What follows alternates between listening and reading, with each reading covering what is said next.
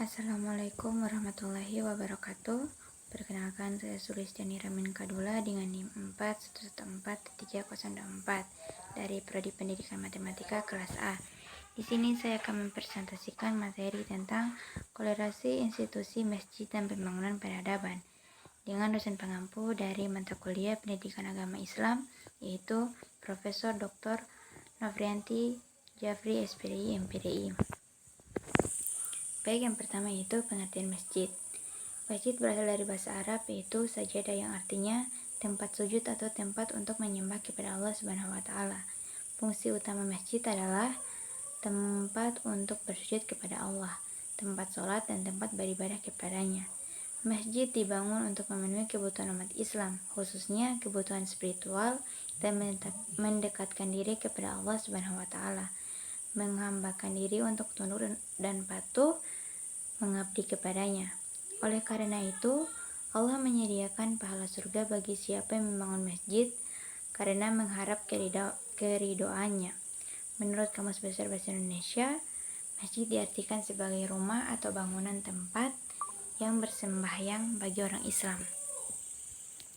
Masjid adalah tempat yang dipakai untuk bersujud, kemudian maknanya meluas menjadi bangunan khusus yang dijadikan orang-orang untuk tempat berkumpul, menunaikan sholat berjamaah, dan masyarakat religius membumikan nilai-nilai Islam dalam kehidupan masyarakat. Quraish Shihab berpendapat, masjid dalam pengertiannya adalah tempat sholat umat Islam. Namun akar katanya terkandung makna tunduk dan patuh, karena itu hakikat masjid adalah tempat melakukan aktivitas apapun yang mengandung kepatuhan kepada Allah Subhanahu wa taala.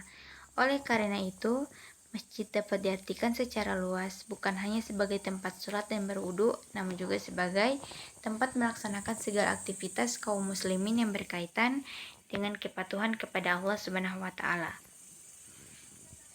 Fungsi masjid pada masa Rasulullah. Ada 4 peranan dari fungsi masjid, yakni sebagai tempat ibadah atau pembinaan iman dan takwa itu sendiri, sosial kemasyarakatan, pendidikan dan pembinaan sumber daya manusia dan ekonomi. Asadullah Al-Faruq menjelaskan ada 3 fungsi masjid sebagai berikut. Yang pertama, masjid berfungsi sebagai pusat ibadah, baik ibadah maddah maupun ibadah sosial. Ibadah mahdah adalah ibadah yang langsung berhubungan dengan Allah seperti sholat, sedangkan kaitannya dengan ibadah sosial, masjid dapat difungsikan sebagai tempat untuk mengelola zakat, meningkatkan perekonomian umat, dan sebagainya. Yang kedua, masjid berfungsi sebagai pusat pengembangan masyarakat. Hal ini dilakukan melalui berbagai sarana dan prasarana yang dimiliki masjid, di antaranya meliputi khutbah, pengajian, kursus keterampilan dibutuhkan anggota jamaah, dan menyelenggarakan pendidikan formal sesuai kebutuhan masyarakat, seperti taman bermain anak, TPA atau TPQ, remaja masjid, dan majelis ta'lim. Dan yang terakhir yaitu masjid berfungsi sebagai pusat pembinaan dan persatuan umat. Sidi Ghazalba menyebut beberapa fungsi dan tugas masjid di masa Rasulullah, diantaranya: pertama, masjid sebagai kas negara atau kas masyarakat muslim. Hal ini sebagai upaya untuk membentuk kesejahteraan umat. Yang kedua, masjid sebagai tempat dalam penyelesaian berbagai pertikaian dan permasalahan, baik itu berkaitan dengan hukum dan peradilan. Yang ketiga, masjid tempat mendiskusikan taktik perang. Yang keempat, masjid jadikan tempat penginapan para musafir yang tengah dalam perjalanan. Yang kelima, masjid dijadikan Rasulullah sebagai tempat mendeklamasikan sajak-sajaknya untuk melawan cemooh musuhnya. Dan yang terakhir, masjid tempat membaca Al-Quran dan kegiatan kasidah. Muhammad Ayub menguraikan beberapa fungsi dari masjid, yakni yang pertama, masjid merupakan tempat kaum muslimin beribadah dan mendekatkan diri kepada Allah Subhanahu wa taala.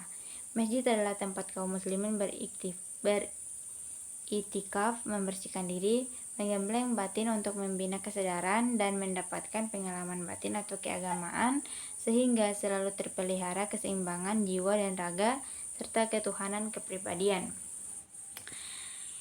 Yang ketiga, masjid adalah tempat bermusyawarah kaum muslimin guna memecahkan persoalan-persoalan yang timbul dalam masyarakat. Yang keempat, masjid adalah tempat kaum muslimin berkonsultasi, mengajukan kesulitan-kesulitan, meminta bantuan dan pertolongan. Yang keempat, masjid adalah tempat membina keutuhan ikatan jamaah dan bergotong royong di dalam mewujudkan kesejahteraan bersama. Yang keenam, masjid dengan majelis taklimnya merupakan wahana untuk meningkatkan kecerdasan dan ilmu pengetahuan muslimin. Yang ketujuh, masjid adalah tempat pembinaan dan pengembangan kader-kader pemimpin umat. Yang kedelapan, masjid adalah mengumpulkan dana, menyimpan dan membagikannya. Dan yang terakhir, masjid adalah tempat melaksanakan pengaturan dan supervisi sosial.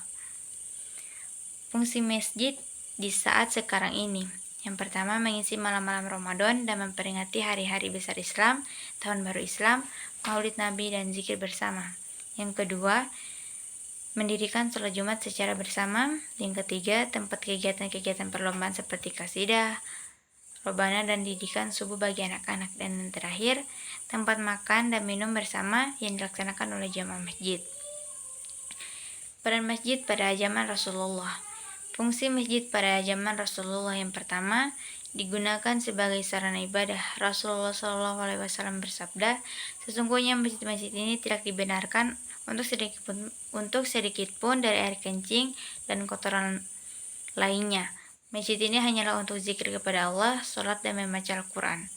Yang kedua, fasilitas pendidikan. Peran masjid juga digunakan sebagai tempat untuk majelis taklim, halaqah dan madrasah. Majelis taklim adalah pertemuan yang digunakan untuk kegiatan belajar mengajar.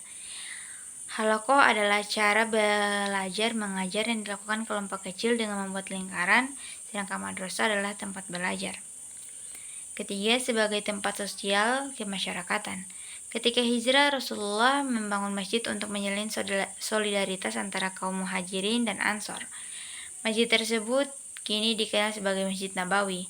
Fungsinya saat ini itu sebagai Islamic Center, di mana segala permasalahan sosial yang dihadapi masyarakat dapat diadukan kepada Rasulullah. Yang keempat, difungsikan untuk mengurusi kepentingan politik dan pemerintahan. Fungsi masjid dalam aspek urusan politik juga dilakukan oleh Rasulullah. Pada zaman Rasulullah, masjid digunakan sebagai tempat pelaksanaan urusan kenegaraan seperti tempat melaksanakan pengesahan atau pembaitan para khalifah dan tempat musyawarah negara.